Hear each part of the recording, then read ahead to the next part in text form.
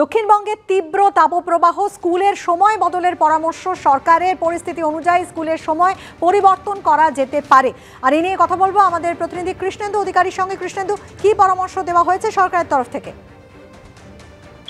দেখো, আজকেই রাজ্যের স্কুল শিক্ষা দপ্তর, মধ্যশিক্ষা পর্ষদ এবং প্রাথমিক শিক্ষা পর্ষদকে একটা বিজ্ঞপ্তি পাঠিয়েছে এবং তাতে বলা হয়েছে যে রাজ্য জুড়ে যেভাবে তাপপ্রবাহ চলছে তাতে স্থানীয় প্রয়োজন অনুযায়ী স্কুলগুলি তার সময় বদল করতে পারে।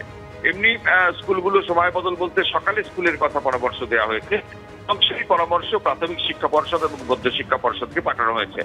এই পরামর্শ রাজ্যের প্রাথমিক, মাধ্যমিক, উচ্চ মাধ্যমিক সমস্ত স্কুলের ক্ষেত্রে প্রযোজ্য এবং শুধু সরকারি স্কুল নয়, সরকারি স্পন্সর সমস্ত স্কুলের ক্ষেত্রেই প্রযোজ্য। তুমি জানো যে তীব্র তাপপ্রবাহ চলছে, কয়েকজনের মৃত্যুর ঘটনা ঘটেছে এবং 10 তারিখই স্কুলে পঠন পাঠন শুরু হয়েছে। পড়ুয়ারা এসছেন, গরমের ছুটির পর পড়ুয়ারা এসছে এবং সেক্ষেত্রে তাপপ্রবাহ এখনো কমেনি।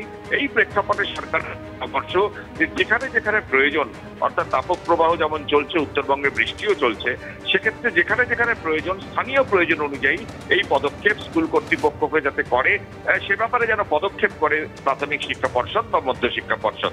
তবে এটাও বলা হয়েছে যাতে পঠন পাঠন এবং মিড ডে মিল পরিষেবা ব্যাহত না হয় সেদিকে নজর। এই যে অ্যাডভাইজারি সরকারের তরফে দুটো বোর্ডকে পাঠানো হয়েছে এবং বোর্ডকে বলা হয়েছে সেই মতো পদক্ষেপ করার জন্য, অর্থাৎ জিআইদের পরামর্শ দিতে এবং স্কুলগুলোকে পরামর্শ দিতে, যাতে স্থানীয় প্রয়োজন অনুযায়ী স্থানীয়ভাবে সকালবেলা স্কুল করা যায়। অনেক ক্ষেত্রে সকালবেলা স্কুল করার সমস্যা রয়েছে, একই বিল্ডিং এ মর্নিং স্কুল হয়। সেক্ষেত্রে যেখানে যেখানে প্রয়োজন, যেখানে যেখানে সম্ভব, সেই মতো যাতে এই তাপপ্রবাহ থেকে পড়ুয়াদের বাঁচাতে মিড ডে মিল অব্যাহত রেখে এটা করা যায়, তার পরামর্শ সরকারি তরফ থেকে আজকে দেওয়া হয়েছে। ধন্যবাদ কৃষ্ণেন্দু। তৃণমূলের পক্ষ থেকে আনুষ্ঠানিকভাবে সুপ্তি পান্ডের নাম ঘোষণা না হলেও পোস্টার পড়ে গিয়েছে মানিকতলা জুড়ে। সূত্রের খবর, মানিকতলা উপনির্বাচনে প্রয়াত মন্ত্রী সাধন পান্ডের স্ত্রী সুপ্তি পান্ডের নামেই শিলমোহর দিয়েছেন তৃণমূল নেত্রী। মমতা বন্দ্যোপাধ্যায় মানিকতলা কেন্দ্রে তৃণমূল কংগ্রেসের প্রার্থী হিসেবে সুপ্তি পান্ডের নামে শিলমোহর দিয়েছেন, এমন তথ্য আসার সঙ্গে সঙ্গেই উল্টোডাঙ্গার মুরারিপুকুর এলাকাতে আমরা দেখতে পাচ্ছি যে এখানে পোস্টার হোর্ডিং দেওয়া শুরু হয়ে গেছে, যেখানে লেখা রয়েছে আসন্ন বিধানসভা উপনির্বাচনে মানিকতলা বিধানসভা কেন্দ্রের তৃণমূল কংগ্রেস প্রার্থী মমতা বন্দ্যোপাধ্যায়ের আশীর্বাদ ধন্য প্রয়াত সাধন পান্ডের সহধর্মিণী বিশিষ্ট সমাজসেবিকা সুপ্তি পান্ডেকে এই চিহ্নে ভোট দিয়ে বিপুল ভোটে জয়ী করুন। নিচে লেখা রয়েছে প্রচারে অমল চক্রবর্তী, পৌরপিতা 14 নম্বর ওয়ার্ড।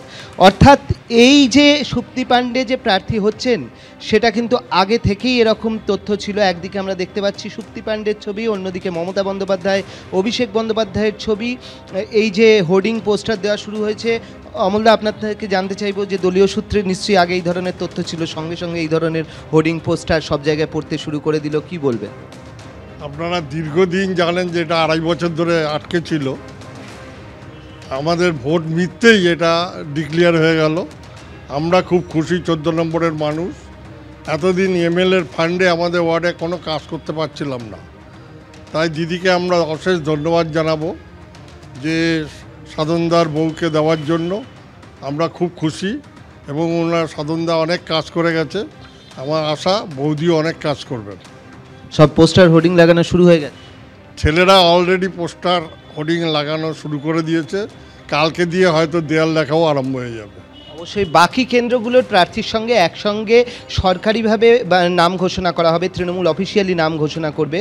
কিন্তু তার আগেই যেহেতু মমতা বন্দ্যোপাধ্যায় শিলমোহর দিয়েছেন, এই তথ্য সামনে চলে এসছে, তার জন্য আমরা দেখতে পাচ্ছি এই ধরনের কিন্তু ব্যানার সেগুলো দেওয়া শুরু হয়ে গিয়েছে এবং পরপর দেওয়াল লেখাও শুরু হয়ে যাবে আগামীকাল থেকে।